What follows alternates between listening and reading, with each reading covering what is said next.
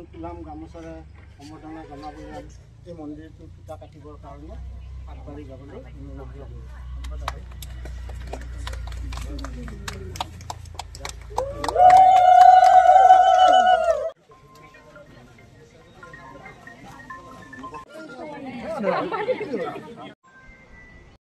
ৰাস মহোৎসৱৰ লগত সংগতি ৰাখি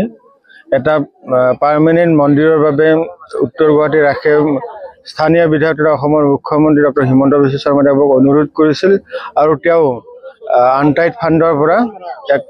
20 লাখ টকাৰ পুঁজি ইয়াত আবণ্টন দিছিলে আৰু ৰাসৰ নিৰ্মাণ কমিটিয়েও সুন্দৰভাৱে মন্দিৰটো আজি নিৰ্মাণ কৰি উলিয়াইছে আৰু আমি সকলোৱে আজি মন্দিৰটো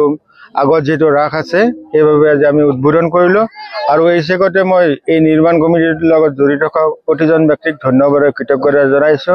ৰাইজৰ বাবে ইমান সুন্দৰকৈ তেওঁলোকে মন্দিৰটো নিৰ্মাণ কৰাৰ বাবে। এই মুহূৰ্তত আপুনি যেটা আছে আমাৰ লগত ক'ব বিচাৰিছো যে আমাৰ প্ৰাণৰ শিল্পী জুবিন গাৰ্গ আমাৰ মাজত যেটো নাই তথাপিও ৰাজ্যবাসী সাজু হৈছে ৰাস উৎসৱ উদযাপন কৰিবৰ কাৰণে গতিকে কেনেদৰে উদযাপন হতো আপুনি বিচাৰে বা কি ক'ব? আমাৰতো তেওঁৰ যোৱাৰ পিছত আমাৰ দুৰ্গা পূজা খুব সেমেকীয়া গতিত আমি ৰাইজে উদযাপন কৰিছোঁ ঠিক তেনেকৈ যিহেতু পৰম্পৰা আছে ৰাসৰো আমি উদযাপন কৰিবই লাগিব তেওঁক আমি মনত কৰি তেওঁক স্মৰণ কৰি আমি সকলোৱে যেন ৰাসখন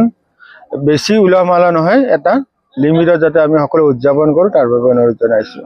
আৰু শেষত